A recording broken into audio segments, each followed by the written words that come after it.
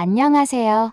인생을 바꾸는 관점입니다. 오늘은 자신의 아들과 며느리가 진심으로 자신을 생각해주는지 시험을 해봤다던 윤정숙님의 사연입니다. 시험의 결말은 윤정숙님의 생각과 달리 그리 좋지만은 않았다고 하는데요. 어떤 사연일지 지금 바로 들어보시죠. 안녕하세요. 제 이름은 윤정숙이라고 합니다. 66의 나이로 인생의 가장 혹독한 이면을 마주한 사람이기도 하지요. 세상에서 가장 사랑하는 남편이 세상을 떠난 지 3년이 지났고, 그동안 저는 홀로 살아가는 법을 배워야 했습니다. 하지만 진정으로 어려운 것은 외로움이 아니라 가장 믿었던 이들에게서 받는 냉대와 무시였어요. 오늘은 제가 겪은 일들을 여러분들에게 들려드리고 싶어서 이렇게 사연을 보내게 됐습니다. 저는 평범한 시골 마을에서 태어나 자랐습니다. 부모님은 농사를 지으시면서 저와 형제들을 키우셨어요. 그렇게 대단하지는 않지만 그래도 검소하게, 그리고 평온한 가정에서 자랐죠. 남편과는 중매를 통해 만나게 됐습니다. 남편은 누구보다 성실한 사람이었기에 딱 1년을 만나고 결혼을 했고, 아들 하나를 낳아 정말 행복하게 잘 살았습니다. 그렇게 저와 아들을 위해 최선을 다해 일해온 남편은 정년 퇴직 후 위암에 걸려 4년 동안 투병을 하다가 결국 세상을 떠났어요. 뼈가 앙상하게 드러날 정도로 말라가고 통증 때문에 말 한마디도 제대로 이어나갈 수 없는 상황이었음에도 남편은 오직 저와 아들 걱정뿐이었습니다. 여보, 너무 무리하지 말고 나 없어도 잘 지내야 해. 밥도 잘 챙겨 먹고 도훈이랑도 잘 지내고 나는 당신이 너무 걱정이야. 내 걱정은 하지 말아요. 알아서 잘 할 테니까. 그리고 마지막 인사 좀 하지 말아요. 당신 아직 치료 중인 사람인데 왜 자꾸 그런 식으로 말을 해요? 사람 불안하게. 저는 남편의 손을 힘주어 잡으면서 조금만 더 견뎌달라고 부탁했습니다.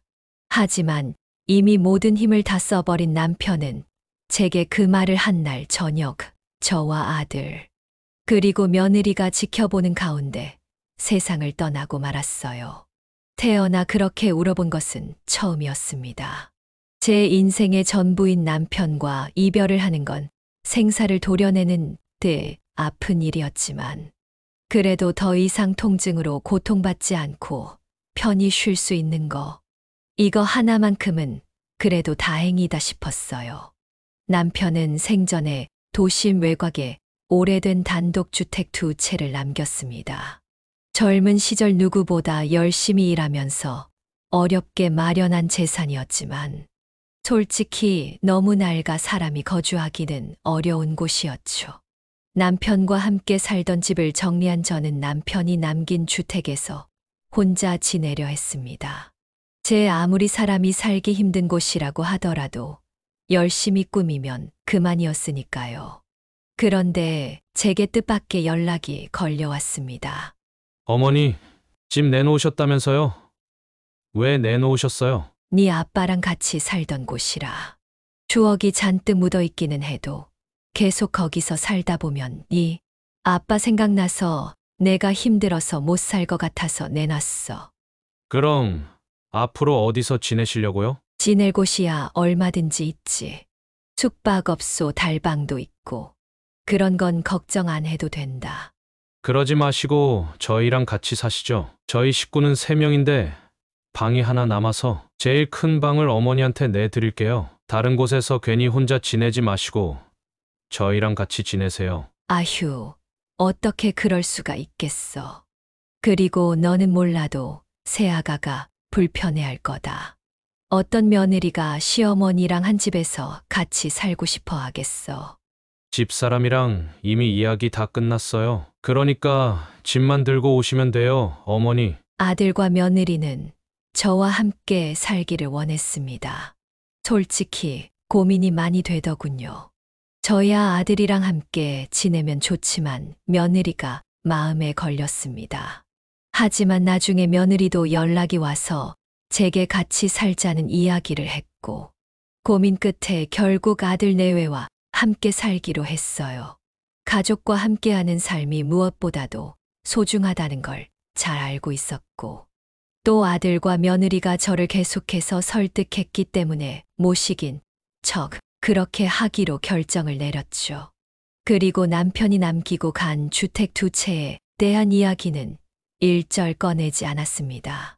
괜히 꺼냈다가 긁어부스럼을 만들 가능성도 있었고, 어차피 사후에 아들에게 물려줄 것이었기 때문에 불어 먼저 얘기를 하지 않았어요. 처음에 아들 내외는 저를 굉장히 극진하게 대했습니다. 며느리는 제가 집에 들어오게 된 날, 제게 따뜻한 미역국을 끓여주면서 어머니, 이제 저희랑 편하게 지내세요. 부족한 거 있으면 언제든 말씀하시고요. 라며 환한 미소를 지어 보였습니다. 아들은 제가 불편하지 않도록 제 방을 정리해 주었고, 새 이불과 가구까지 마련해 줬어요. 하나뿐인 손주는 할머니가 왔다고 기뻐하며 제 무릎에 달라붙어 떨어질 줄 몰랐죠. 매일 저녁이면 가족 모두가 함께 식사하며 도란도란 이야기를 나누었고, 생일에는 케이크를 준비해 생일 파티를 열곤 했어요. 맞벌이를 하는 아들 내외를 대신해 제가 손주를 돌봐주고, 집안일을 돕자 아들도 며느리도 제게 더욱 살갑게 굴었습니다. 따뜻한 말도 많이 해주고 항상 뭔가를 할 때마다 저를 우선으로 챙기곤 했죠.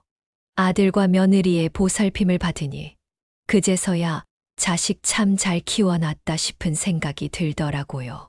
하지만 이 행복도 잠시 시간이 지나면서 모든 것이 조금씩 달라지기 시작했습니다.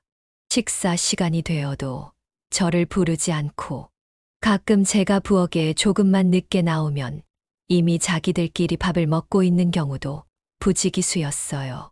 며느리는 예전처럼 따뜻하게 말을 걸지 않았고, 아들도 피곤하다며 일찍 방으로 들어가는 날이 많아졌습니다.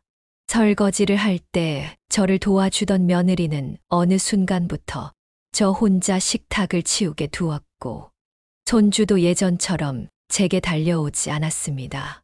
처음엔 바쁜가 보다 싶었지만 점점 저를 대하는 태도가 식어가고 있다는 것을 확실하게 느낄 수 있었죠.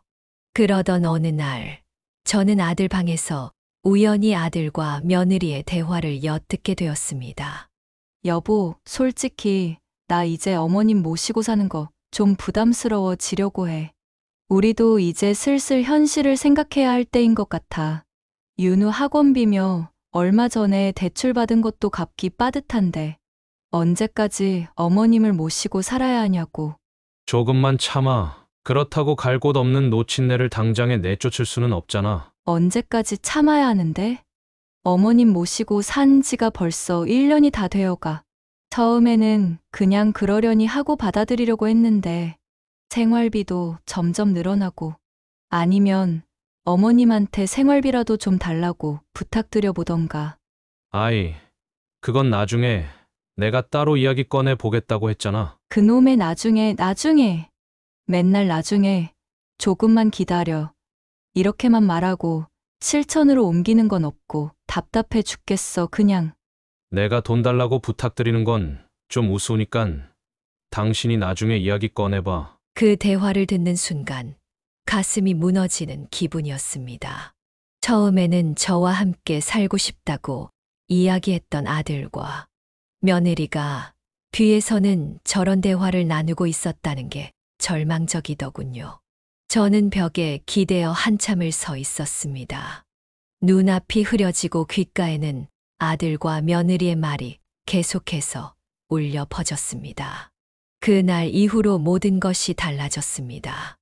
예전에는 식사할 때마다 제게 먼저 국을 떠주던 며느리가 어느 순간부터 제 밥그릇을 따로 놓기 시작했으며, 밥도 식탁 한쪽에 덩그러니 놓아두고 먹든지 말든지 신경도 쓰지 않았어요.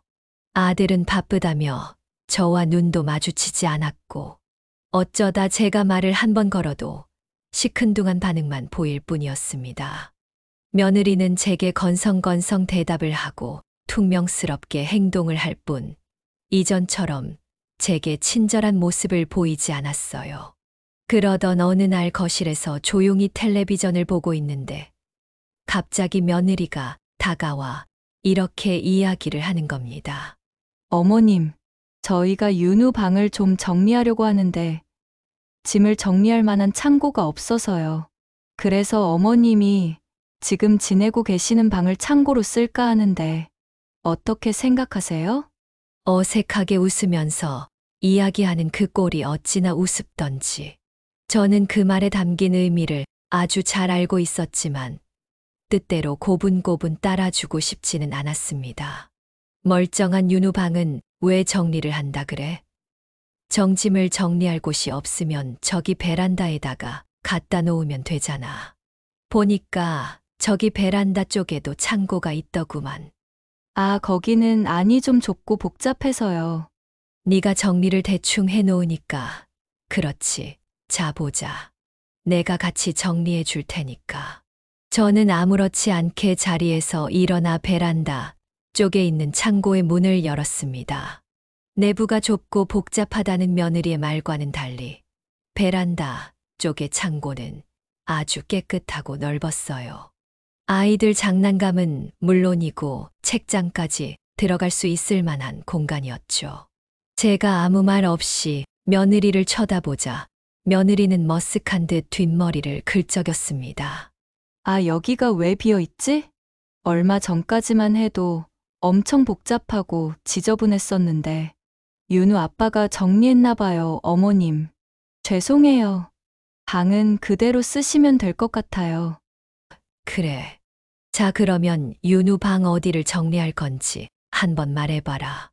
내가 이래봬도 체력도 좋고 청소도 잘해서 말만 하면 어디든지 같이 치워줄 수 있다. 아니에요, 어머님. 생각해보니까 급한 건 아니어서 나중에 해도 될 것 같아요. 텔레비전 보시던 거 마저 보세요. 그렇게 말을 하면서 후다닥 방 안으로 들어가 버리는 며느리를 보며 참 많은 생각이 들었습니다. 이쯤 되면 제가 알아서 눈치껏 나가준다고 이야기를 해야 하나 싶은 생각이 슬쩍 스쳤지만 일단은 최대한 버틸 수 있을 때까지 버텨보기로 마음을 먹었어요. 그렇게 며칠이 지난 어느 날 저는 오래간만에 외출을 했다가 동네 아주머니들의 대화를 우연히 듣게 됐습니다. 그런데 그 대화 내용들은 정말이지 아주 충격적이었어요. 저기 이 지구에 있는 주택 단지들 있잖아요. 부지는 넓은데 낡은 주택들이 많아서 어떻게 해야 하나 고민했던 곳. 거기 재개발 확정됐대요. 거기 집 가지고 있던 사람들은 완전 땡 잡았지. 와, 한 해 만에 논쟁하는 건 들었는데 결국 재개발 들어가나 보네요. 맞아, 듣자 하니까 보상금을 어마어마하게 준다는 것 같던데. 에휴, 우리도 거기에 집 하나 사놓을 걸 그랬나 봐. 그럼 보상금도 받고 떼부자 되는 건데. 이 지구에 있는 주택 단지의 재개발 소식을 들은 저는 심장이 쿵 하고 내려앉는 기분이 들었습니다. 그곳은 남편이 제게 남겨준 주택이 있는 곳이었거든요. 저는 급한 볼일을 마치고 얼른 집에 돌아와 조용히 휴대폰으로 정보를 찾아보았습니다. 그 부지는 재개발이 확정되었고 주택 한 집당 수억 원의 가치가 예상된다는 뉴스 기사들이 보도되고 있더군요. 그 뉴스를 직접 마주한 저는 순간 복잡한 감정에 휩싸이기 시작했어요. 다름 아닌 이 사실을 아들과 며느리에게 알려야 하나 말아야 하나 하는 고민 때문이었죠. 하지만 이내 저는 마음을 접었습니다. 며칠간 아들과 며느리의 태도를 보아온 이상 그 두 사람이 정말 저를 가족으로 생각하는지 아니면 책임감 때문에 억지로 거두고 있는지 확인하고 싶었거든요. 만약 이 사실을 알게 된다면 아들과 며느리의 태도는 어떻게 변할지 궁금했지만 우선은 좀 참아보기로 했습니다. 시간이 갈수록 아들과 며느리의 태도는 더욱 노골적으로 변했습니다. 해가 뜨고부터 밤 늦은 시간까지 혼자 손주를 돌보는 일이 당연해졌고 가끔 외출이라도 할라치면 언제 들어오냐며 눈치를 주곤 했어요. 어느 날은 제 옷들이 아들, 며느리, 손자의 옷들과 따로 보관되어 있는 것을 발견했습니다. 다른 옷들은 빨래 바구니에 곱게 담겨 있는 반면 제 옷들은 바닥에 아무렇게나 널브러져 있더군요. 그걸 빤히 보고만 있으니 며느리가 다가와 아무렇지 않게 이렇게 이야기를 하는 겁니다. 저희가 옷이 좀 많아서요. 어머님 것도 같이 두니까 너무 복잡하더라고요. 앞으로 빨래 바구니에 담으실 때에는 어머니 옷은 따로 보관해 주세요. 이렇게 행동을 하는 것도 모자라 며느리는 저 몰래 제 방에 있는 가구들을 하나 둘씩 치우기 시작했습니다. 티가 안 날 거라 생각을 한 건지 아니면 그냥 대놓고 티를 내는 건지 머릿속을 들여다보고 싶은 심정이었어요. 어지간히 필요 없어 보이는 가구들은 저희 방으로 옮겼어요. 어머님은 어차피 가구 같은 거 크게 신경 안 쓰시는 것 같았어. 어머님 방은 최대한 간소하게 만들어 두려고 했죠.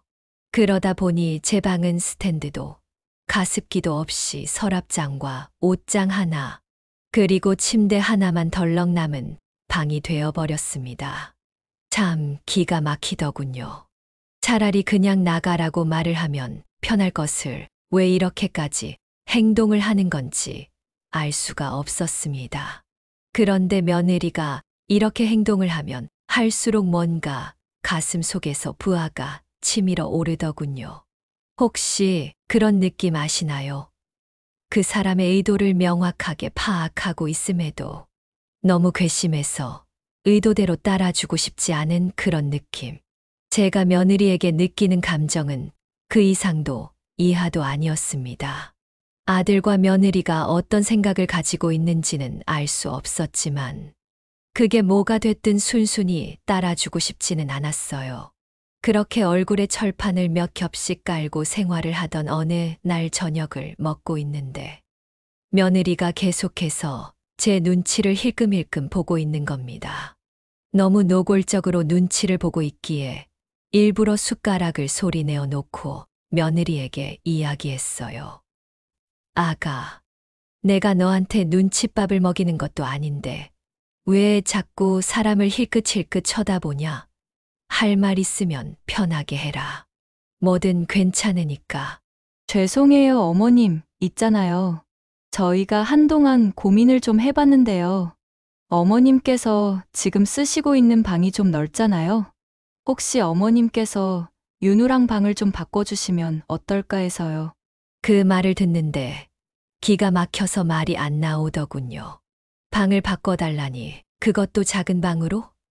지금도 눈치 보며 사는 상황인데 손주가 쓰던 작은 방에서 지내라는 말인가 싶어 저는 며느리의 눈을 똑바로 쳐다보며 물었습니다. 아가, 내가 궁금해서 물어보는 건데 너 지금 내가 이 집에서 생활하는 게 불편하니? 그래서 얼마 전부터 계속 나한테 그렇게 눈치를 주는 거야? 아, 아니요. 그럴 리가요, 어머님. 그런 건 절대 아닌데 윤우가 크면서 방도 점점 좁아지고 그래서 어머님도 아시잖아요. 애들은 금방 커버리는 거. 그러니까 어머님께서 이해를 좀 해주셨으면 좋겠어요. 며느리는 제게 최대한 부드럽게 말하려고 애쓰는 듯 했지만 그 속에 깔린 의도는 너무나도 뻔했어요. 저는 너무 속이 상했지만 애써 웃음을 지으며 대답했습니다. 그래, 뭐 너희들 뜻이 정 그렇다면 알겠다. 방 정리는 내가 차차 하마. 제가 무엇보다 서운했던 건 이 대화 속에서 한마디 말도 없이 묵묵히 밥을 먹고 있는 아들이었습니다. 예전의 아들 같았으면 어머니, 굳이 그렇게 하지 않으셔도 괜찮아요. 하며 되려 며느리에게 한마디를 얹었을 텐데 이제는 며느리 편을 들어주거나 이런 일 정도는 아무렇지 않게 여기고 넘기는 일이 다반사였어요.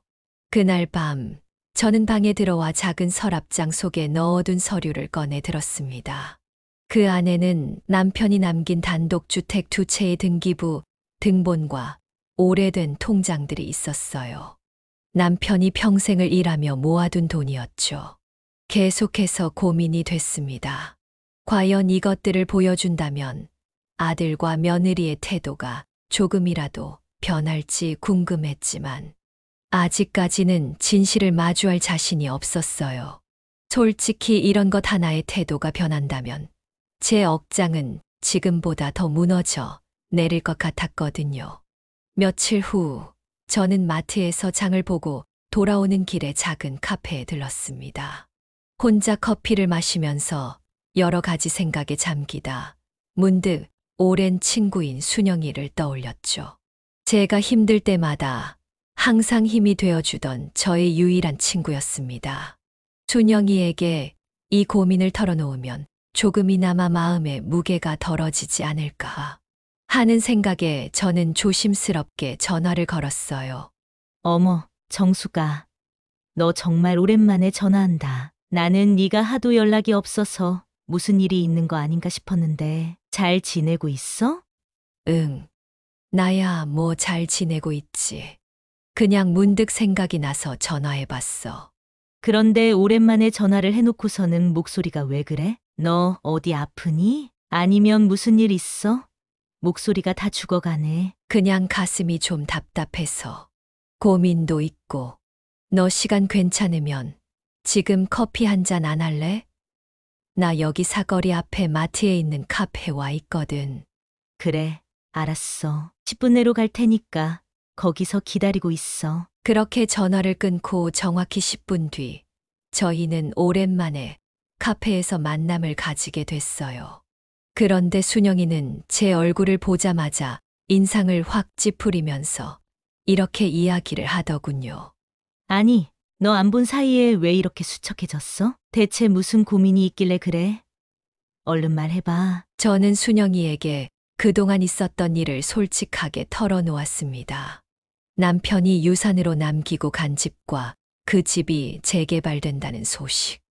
그리고 아들 내외가 점점 저를 홀대하는 것 같은 느낌까지 받았다고 전부 이야기했어요. 제 말을 모두 들은 순영이는 잔뜩 분노한 얼굴로 말했습니다. 야, 너 지금 당장 그거 다 들고 아들이랑 며느리한테 가서 당당하게 보여줘. 이거 너희들한테 물려줄 재산이었는데 그냥 내가 다 먹을란다 하고 이야기하란 말이야. 세상의 시대가 어느 시대인데 자식이 부모를 그따위로 대해? 말 같지도 않은 상황이야 이거. 아직은 때가 아니라고 생각해. 나도 보고 싶고 궁금해. 내 자식이 정말 나를 어떻게 생각하는지. 지금은 내가 뭔가를 가지고 있다고 생각을 하는 것 같은데. 모르겠어. 내가 어쩌다 말년에 이런 취급을 받게 된 건지도 모르겠고. 머리가 너무 복잡해, 순영아. 정수가 가족이라도 돈 앞에서는 변하는 경우가 정말 많아. 뉴스 기사만 봐도 그래. 가족들끼리 돈 때문에 서로 주먹다짐을 하거나 칼부림을 하기도 하잖아. 내가 그 집에서 아들이랑 며느리에게 받고 있는 대우가 과연 옳다고 생각해? 내가 봤을 땐 아니야. 그리고 네가 만약에 그 재산들을 가지고 있다는 걸 알면 분명 네 아들도 며느리도 태도가 확 바뀔 거야. 내 말 틀린 거 하나 없을걸. 그러니까 괜히 시간 끌다가 상처만 더 받지 말고 그냥 당당하게 정리하고 나와. 너도 네 인생 살아야지. 순영이의 진심 어린 말을 듣고 저는 깊이 생각에 잠겼습니다. 집으로 돌아오는 길, 이상하게도 마음이 불안하고 서글퍼졌어요. 한 번도 이런 감정이 든 적은 없었는데, 순영이를 만나고 오면 묵은 고민들이 조금은 풀릴 줄 알았는데, 그게 아니었습니다.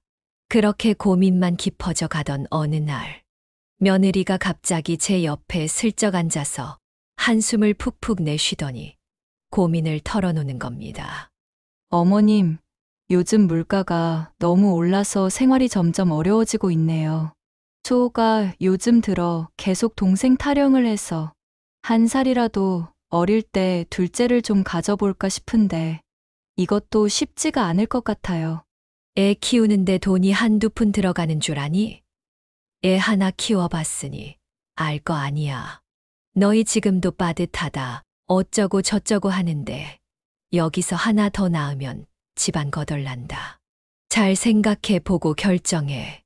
아무렇지 않은 척 이야기를 했지만 저는 며느리 말의 의도를 어림짐작할 수 있었습니다. 그렇게 대화를 가볍게 넘기려고 하던 찰나에 며느리가 불쑥 돈과 관련된 이야기를 꺼내더군요. 어머님, 그래서 말인데요.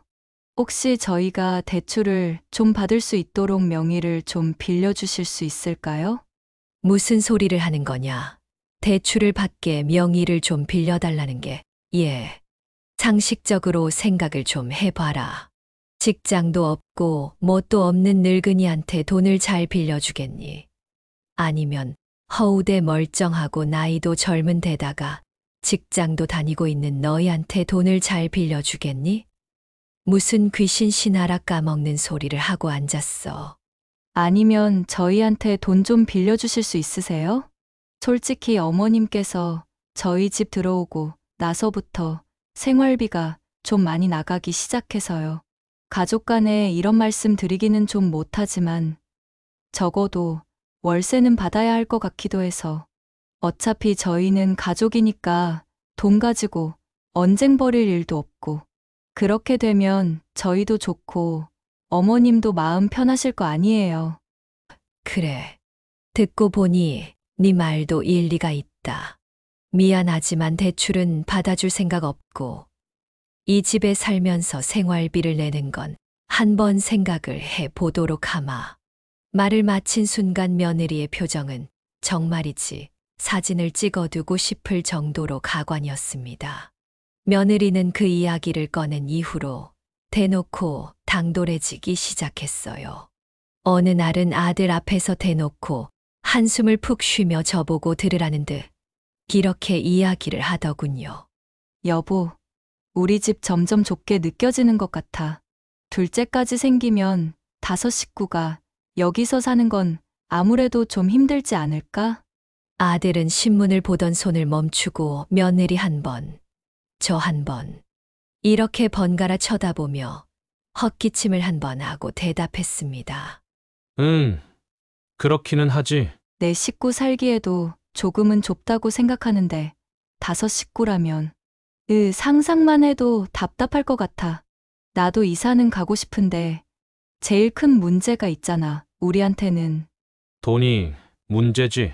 지금 우리가 가지고 있는 대출이 있으니까 추가적으로 대출이 나오는 것도 어렵고 그렇다고 이 나이 먹고 어머니한테 손 벌리는 것도 좀 그렇고. 허허, 그게 왜 좀 그런 거야?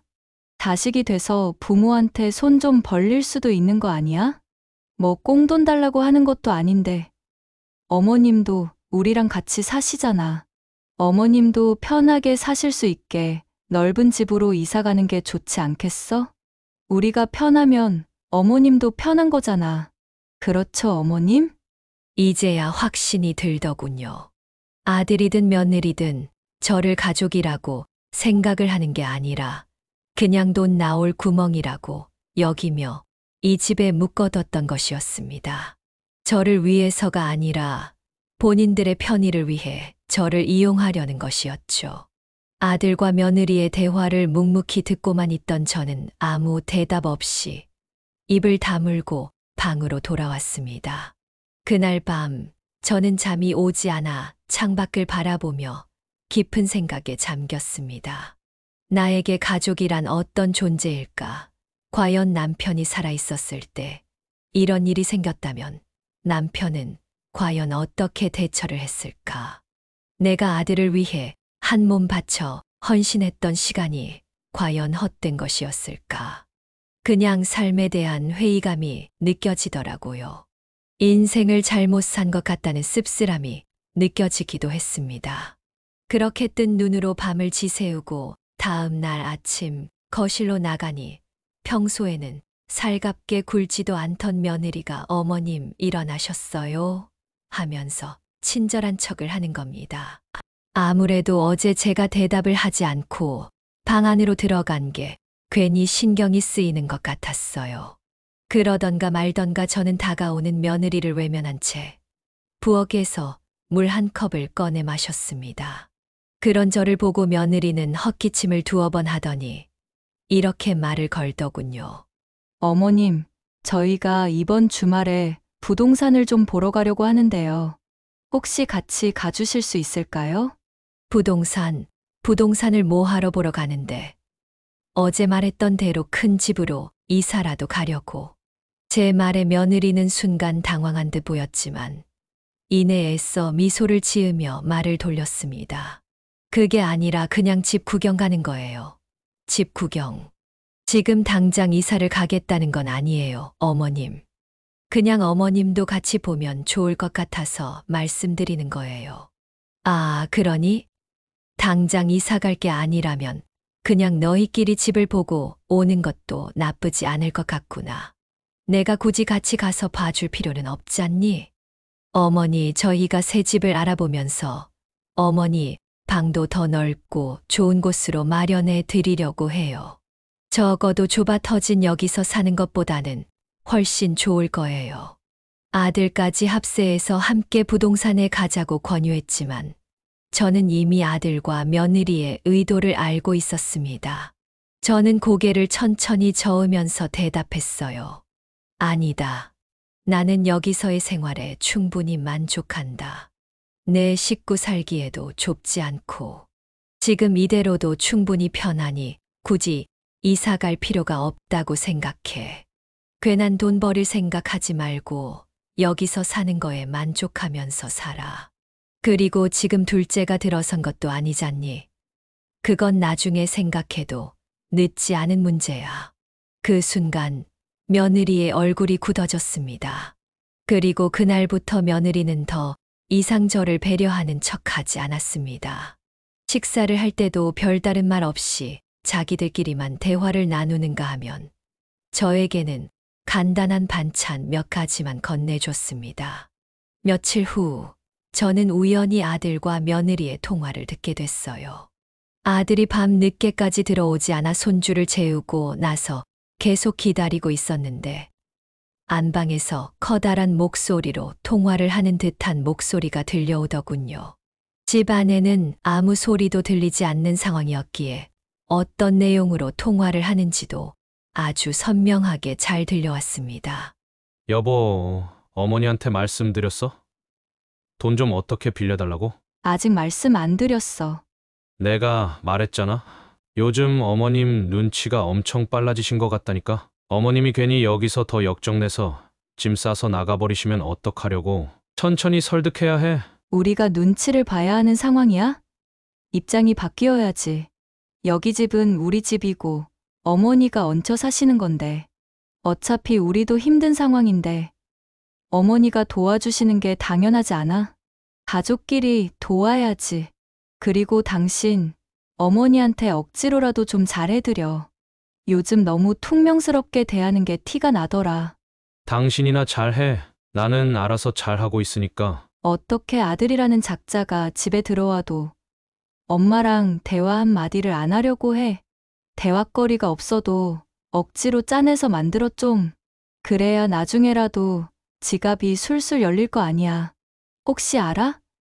지금 어머님이 돌아가신 아버님 유산을 가지고 계시는데 우리한테 숨기고 계신 걸 수도 있잖아. 아, 그러네. 그런데 우리 아버지 뭐 가지고 계신 거 없을걸? 뭐가 있었으면 진작에 우리 살림살이도 달라졌겠지. 아들과 며느리의 말 같지도 않은 대화를 듣는 순간 저도 모르게 눈물이 고이는 것이 느껴졌습니다. 이제는 대놓고 저를 무시하고 있더라고요. 저는 조용히 손주를 방에다가 눕혀놓고 제 방으로 돌아와 눈물을 훔쳤습니다. 한 번 터진 눈물은 멈출 줄 모르고 계속 흘러내렸지만 겨우 마음을 가다듬을 수 있었어요. 그날 새벽 저는 마음을 단단히 먹었습니다. 그동안 아들 내외의 진심을 확인하려고 했던 것도 이제는 끝내야 할 때라는 걸 깨달았어요.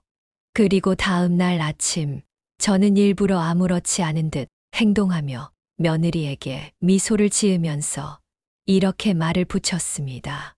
아가, 오늘 저녁에는 내가 좋아하는 갈비찜 좀 해줄 수 있겠니? 오랜만에 갈비찜이 너무 먹고 싶구나. 며느리는 저희 부탁에 살짝 짜증난 듯한 표정을 지으며 대답했습니다.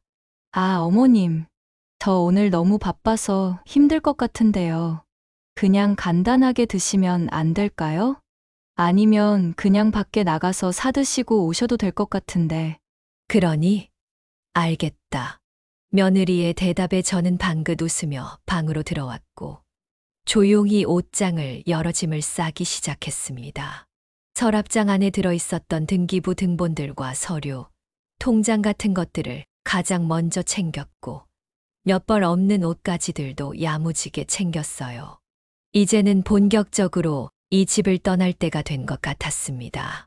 아들이 퇴근을 할 때까지 조용히 기다렸던 저는 거실로 나가 아들과 며느리를 불렀고 소파에 앉아 조용히 아들과 며느리를 바라보았습니다. 아들과 며느리도 평소와는 다른 제 시선을 느꼈는지 어색한 미소를 지으며 자리에 앉더군요.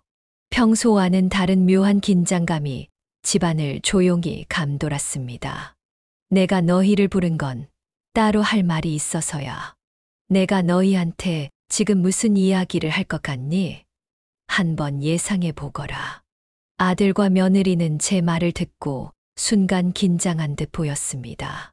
며느리는 반사적으로 아들의 손을 살짝 잡으며 눈빛을 교환했고 저는 그 모습을 놓치지 않았습니다. 두 사람의 불안한 듯한 숨소리와 억지 웃음은 더 이상 제게 가식적으로도 다가오지 않았어요. 그저 웃기기만 할 뿐이었죠. 너희가 요즘 힘들다는 거 안다. 뭐 요즘 시국에 너희만 힘들겠냐마는. 둘이 벌어도 생활비 내는 것도 빠듯할 테고 둘째 낳을 생각 중이라고 하면 부담도 클 거라는 거 충분히 이해하고 있다. 그렇죠. 저희 말고도 요즘 힘든 사람들은 많으니까 사실 그래서 좀 고민했어요. 어머니께 도와달라고 이야기를 한 게 정말 맞는 행동이었는지 머리가 많이 복잡하더라고요. 뭐 그래, 괜찮다. 나도 어머니로서 너희를 도와주고 싶었어. 자식이 힘들다고 하는데 엄마로서 뭔들 못 해주겠니. 하지만 오늘 아침에 나는 한 가지 결심을 했단다. 저는 미리 준비해 둔 서류 봉투를 탁자 위에 올려놓았습니다. 봉투 안에는 남편이 남긴 도심 외곽의 단독주택 2채의 등기부 등본과 최근 재개발 소식이 담긴 신문 기사 몇 장이 들어 있었어요. 아들은 봉투를 열어 서류를 확인하더니 얼굴이 하얗게 질렸습니다. 며느리도 그 옆에서 사색이 된 채 불안한 눈빛으로 저를 바라보았습니다. 며느리의 손이 무릎 위에서 부들부들 떨리는 것이 보이더군요. 당연히 두 사람 다 이런 상황이 찾아올 거라는 걸 전혀 예상하지 못했을 테니 더욱 충격적일 수밖에 없었을 겁니다. 이게 뭐예요, 어머니? 이 등기부 등본은 뭐고 재개발 기사는 뭐고? 너희는 몰랐겠지만 내 아버지가 돌아가시기 전에 남긴 집이란다. 사람이 살 수도 없을 정도로 오래된 주택이기는 했는데 최근에 재개발 지역으로 지정되었고 보상금이 수억 원이 될 거라는구나. 아니 어쩌면 그 이상이 될 수도 있다고 하더라. 아들과 며느리는 아무 말도 하지 못한 채 서로를 바라보았고 그러거나 말거나 저는 할 말을 계속해서 이어나갔습니다. 나는 이 사실을 너희에게 일부러 숨겼다. 정말 너희가 나를 가족으로 생각하는지 아니면 그냥 돈 나올 구멍으로만 생각을 하는 건지 제대로 알고 싶었거든. 하지만 요즘 너희의 태도를 보면서 알았다. 너희에게 나는 그저 돈을 달라고 하면 줘야 하는 ATM 기계였다는 걸. 어머님, 무슨 그런 말씀을 하셔요. 그런 뜻이 아니었어요. 저희는 그냥 어머님께서 편하게 사실 수 있도록 도와드리고 싶었어요. 아니, 정말 나를 위한 것이었다면 나한테 손을 벌리지도 않았을 거다. 아가, 구차하게 구구절절 변명하지 않아도 된다. 나는 이미 너희가 무슨 생각을 하는지 다 알았으니까. 어머니, 정말 오해하시는 거예요. 저희가 어머니를 소중하게 생각하는 건 변함없어요. 그냥 잠깐 힘들어서 그랬던 거예요. 힘들어서 세상에 어떤 자식이 자기 부모를 ATM 기계로 생각하겠어요. 그런 생각은 안 해주셨으면 좋겠어요, 어머니. 힘들면 가족을 이용해도 된다고 생각했니? 힘들면 내 방을 창고로 만들려고 하고 나한테 당당하게 대출을 받으라는 둥 그런 식으로 이야기를 해도 된다고 생각한 거야? 나는 처음 이 집에 들어올 때부터 아무것도 기대하지 않았어. 그냥 늙은이를 데리고 살아주는 것만으로도 감사하게 생각했다. 그런데 이런 취급을 받게 될 거라고는 정말 상상도 못했다, 나는. 어머님 우선 진정하세요. 지금 너무 흥분하셨어요. 흥분, 아니. 나는 지금 그 어느 때보다 이성적이다. 오늘부로 나는 이 집을 나가려고 한다. 너희도 나랑 같이 지내는 게 힘들 것이고, 나도 너희와 함께 지내는 게 괴로우니 내가 나가는 게 낫겠지. 절이 싫으면 중이 떠나라는 말도 있으니. 저는 방 안에 들어가 짐 가방을 들고 나와서 천천히 문 쪽으로 걸어갔습니다. 그리고 현관 앞에 서서 마지막으로 아들과 며느리를 쳐다보며 말했어요. 행여나 보상금이 나오면 우리한테 떨어질 콩고물이 있을까 하고 기대 같은 건 안 하는 게 좋을 거다. 재개발 보상금을 받고 나면 나는 최대한 사회에 도움이 될 수 있는 방향으로 쓰려고 하니까. 너희에게 돌아갈 돈은 단 한 푼도 없을 테니 그렇게 알고 2번 다시는 연락하지 말아줬으면 좋겠구나. 그렇게 뒤도 돌아보지 않고 집을 나온 후 저는 가장 먼저 가까운 기차역으로 향했습니다. 한동안 멍하니 기차역의 전광판을 바라보고 전국에 있는 기차역을 찾아보면서 어디로 가야 할지 고민한 뒤 가장 먼 목적지를 선택했습니다. 더 이상 뒤를 돌아보지 않고 그 어떤 것도 신경 쓰지 않고 저만의 삶을 살아가겠다고 다짐했으니까요. 기차를 타고 차창 밖으로 빠르게 지나가는 풍경을 바라보며 지난 시간들을 천천히 곱씹었습니다. 한없이 참고 견디며 살아왔지만 결국 그것이 제게 남긴 것은 상처뿐이었더라고요. 진작에 이렇게 다 버리고 나와버릴 걸. 뭐하러 그렇게 참았을까. 참아왔던 지난 시간들이 조금은 아쉽기도 했습니다. 도착한 도시는 기존에 살던 곳과는 다르게 조용하고 한적한 곳이었습니다. 공기가 맑고 지나가는 사람들의 표정이 한결 여유로워 보였죠. 저는 기차 안에서 미리 예약해둔 작은 숙소로 들어가 짐을 풀었습니다. 작고 남루한 방이었지만 오랜만에 나만을 위한 공간이 생긴 것 같아 마음이 편안해졌습니다. 며칠간 이곳에서 머무르며 앞으로의 계획을 세웠습니다. 지금까지의 저는 나를 위해서가 아니라 누군가를 위해서만 살아왔더라고요.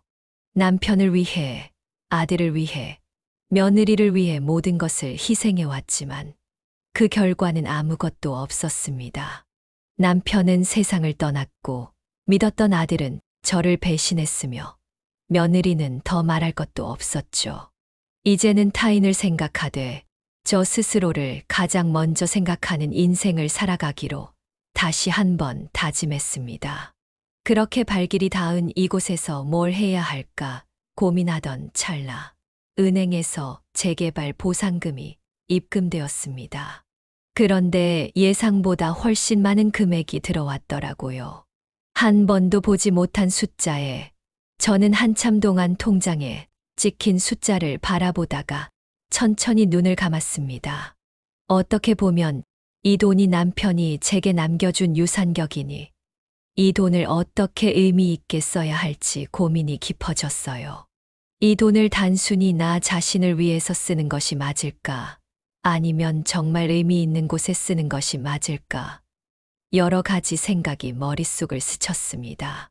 우선 고민을 하던 저는 다음 날 마을에 있는 작은 부동산을 찾아갔습니다. 새로운 출발을 위해 적당히 혼자서 살 수 있는 작은 집을 구하고 싶었어요. 안녕하세요. 노인 혼자 살 수 있을 만한 작은 집을 좀 찾아보고 싶은데요. 혹시 괜찮은 매물이 있을까요? 아이고, 어서 오세요. 매물이야. 널리고 널렸죠. 이 동네에 빈집들이 좀 있거든요. 다들 평수도 예쁘게 빠져 있는 데다가 몇 개월 전에 빈집 리모델링들도 싹 해놔서 상태들이 아주 최상급입니다. 괜찮은 곳 몇 군데 보여드릴 테니 같이 보러 가시죠. 부동산 직원은 제게 몇 가지 매물을 보여주었고, 저는 그 중에서 작은 정원이 있는 아담한 집을 계약했습니다. 예전 같았으면 혼자 사는 것부터 시작해서 집을 계약하는 것까지도 가족의 동의를 구해야 했겠지만, 이제는 저의 결정만 있으면 되었기에 너무나 편하더군요. 계약을 마치고 얼마 뒤 이사를 한 후 저는 새 집을 꾸미는 일에 몰두했어요. 작은 정원에는 꽃씨를 심고 거실에는 따뜻한 느낌의 가구를 하나씩 들여놓았습니다. 창문을 활짝 열어 햇살을 들이니 마치 이 공간이 제게 말을 거는 듯한 착각이 느껴졌어요. 시간이 지나면서 저는 이곳에서의 생활에 점점 익숙해졌습니다. 아침이면 근처 공원을 산책했고, 오후에는 마을에 있는 작은 도서관에서 책을 읽으며 시간을 보냈습니다. 가끔은 동네 사람들과 차를 마시며 담소를 나누기도 했어요. 이 마을에 있는 사람들은 이런 것 저런 것들을 따지지 않고 저를 있는 그대로 받아들여 주었습니다. 가족에게는 늘 짐이 되면 안 된다는 생각을 했지만, 여기에서는 누구의 부담도 아닌 오롯이 저 자신으로서 마음 편하게 살아갈 수 있었어요. 그리고 남은 재개발 보상금으로 저는 저와 같은 노인들을 돕기 위해 조그마한 요양원을 하나 세우기로 마음을 먹었습니다. 이 마을 자체가 조금은 외진 곳이라 복지시설과는 거리가 멀기도 했고, 또 저와 같이 자식들에게 제대로 대우받지 못하고 외롭게 방치되는 노인들이 적지 않았거든요. 외로이 늙어가는 노인들에게 적게나마 힘이 되어줄 수 있는 방법을 찾다 보니 작은 요양원을 세우는 게 제일 합리적이고 좋은 방법일 것 같더라고요. 그래서 저는 여러 복지시설에 여러 가지 조언도 받고 또 법적인 부분들을 꼼꼼하게 살펴봤습니다. 그리고 시설을 설계하고 운영할 계획을 자세히 세우고 재정을 확보했어요. 무엇보다 접근성이 좋아야 했기에 그나마 버스로 이동할 수 있는 읍내의 요양원을 세우기로 마음을 먹었습니다. 이 과정에서 많은 분들의 도움을 받을 수 있었기에 그저 감사한 마음뿐이었어요. 마을 사람들은 저보고 참 대단한 결정을 했다며 극찬을 아끼지 않았습니다. 보면 볼수록 참 대단한 양반이야. 요양원 세우기로 한 돈, 재개발 보상금으로 받은 돈이라면서? 나 같으면 나 먹고 즐기는데 다 써버릴 텐데 다른 사람을 위해서 쓰고 아깝지 않어? 아깝긴요. 전혀 안 아까워요. 솔직히 여태까지 너무 허튼 곳에다가 시간을 낭비하기도 했고, 그래서 이제는 좀 의미 있는 곳에다 제 모든 걸 투자하고 싶어요. 다른 사람들에게 도움이 되고 또 제 스스로도 뿌듯해질 수 있는 일이 뭐가 있을까 생각하다가 결정을 내리게 된 거죠 뭐. 여기는 거동이 불편하신 어르신들도 많고 하니까 충분히 그 분들의 쉼터가 되어줄 수 있을 거라 생각해요. 그렇게 많은 것들을 결정하고 마음 편히 살아가던 어느 날, 저희 집으로 뜻밖의 우편이 한 통 도착했습니다. 저희 집으로 우편을 보낸 사람은 다름 아닌 아들이었습니다. 대체 제가 사는 곳은 어떻게 알고 편지를 보낸 건지 의아하더군요. 편지를 열어보지 말고 그냥 찢어버릴까 하다가 무슨 말이 적혀 있을지 궁금해 조심스럽게 봉투를 열었습니다. 어머니, 잘 지내고 계시죠? 수소문 끝에 어머니가 살고 계시는 주소를 받아 이렇게 편지를 보냅니다. 마음 같아서는 찾아가고 싶지만 어머니께서 안 좋아하실 것 같아서요. 많이 늦었지만 어머니께 진심으로 사과드립니다. 어머니께서 그렇게 떠나신 후 제 인생도 정말 많이 변했습니다. 어머니가 떠나고 나니 그제야 그 사랑의 깊이가 얼마나 깊었는지, 어머니께서 저를 얼마나 아껴주셨는지 알 수 있었어요. 너무 늦었지만 이제라도 잘못을 깨달은 저를 용서해 주실 수 있을까요? 답장 기다리겠습니다. 저는 편지를 끝까지 읽고 머릿속이 복잡해졌습니다. 그리고 답장을 해야 하나 말아야 하나 고민하다가 결국 며칠 후 답장을 쓰기로 했어요. 그동안 아들은 제게 연락 한 통 없이 지냈었는데 이제 와서 후회한다고 하면 그게 정말 진심에서 우러나오는 건지도 의문스러웠습니다. 하지만 잘못했다고 편지를 보내는 것부터 뭔가 바뀌려고 노력은 하는 것 같았기에 답장을 보내려고 하는 것이었죠. 아들아, 내 편지 잘 읽었다. 나는 그동안 많은 시간을 홀로 보내며 내 시간들을 되찾고 내 상처들을 회복하기 위해서 무던히 노력하고 있었단다. 내가 후회하고 있다는 건 충분히 알겠지만 용서라는 건 말처럼 쉬운 일이 아니야. 중요한 것은 글과 말이 아니라 행동이란다. 네가 진심으로 내게 미안함을 느낀다면 행동으로 직접 보여주렴. 기다리고 있으마. 편지를 붙인 후에도 저는 아들의 연락을 기다리지 않았습니다. 아들에 대한 기대가 거의 없었기 때문이었죠. 그렇게 몇 주 후, 저는 다른 곳에 있는 작은 요양원을 봉사차 방문하게 되었습니다. 이곳은 저와 같은 노인들이 서로 기대고 의지하며 함께 살아가는 곳이었어요. 어차피 요양원을 건립하게 되면 저도 여기서 하는 일들을 빠삭하게 다 알아야 했기에 정기적으로 자원봉사를 시작했습니다. 봉사를 하면서 제 상처받은 마음들도 어느 정도는 많이 치유를 받는 듯한 기분을 느꼈어요. 그렇게 얼마간의 시간이 지났을까? 여느 때처럼 봉사를 하러 집을 나서던 날이었습니다. 그런데 저희 집 앞에 낯익은 차 한 대가 주차되어 있더라고요. 설마 하는 마음에 근처를 둘러보니 제 뒤에 아들이 서 있었습니다. 한참 만에 만난 아들은 굉장히 수척해져 있었어요. 말도 못할 정도로 말이죠. 얼마나 마음 고생을 한 건지 얼굴만 봐도 확실하게 알 수 있었습니다.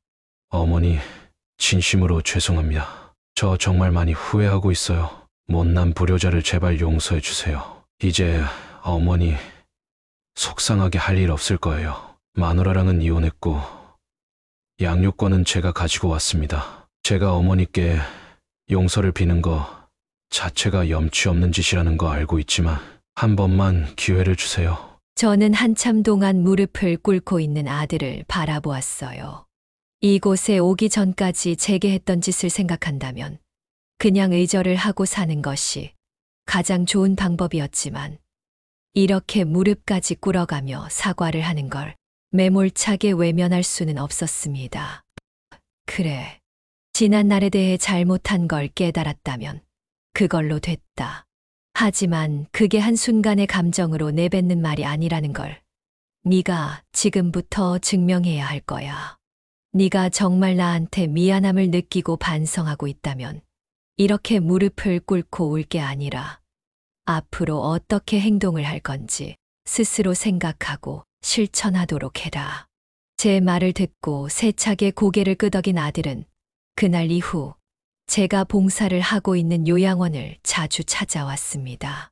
그리고 말없이 제 곁에서 시간을 보내며 크고 작은 일들을 돕기 시작했어요. 그리고 주말마다 손주를 데리고 내려오기도 하고 마을의 허드레시를 돕기도 했습니다. 제 사정을 어느 정도 알고 있는 마을 사람들은 처음엔 아들을 그렇게 달갑게 보지 않았지만 성실하고 굳은 일을 하는 모습을 보면서 아들을 괜찮은 사람으로 봐주기 시작했어요. 그리고 아들을 향해 쓰디쓴 조언을 해주시기도 했고 아들은 그걸 겸허히 받아들였습니다. 그 모습을 보면서 점차 아들을 용서해 가는 중이랍니다.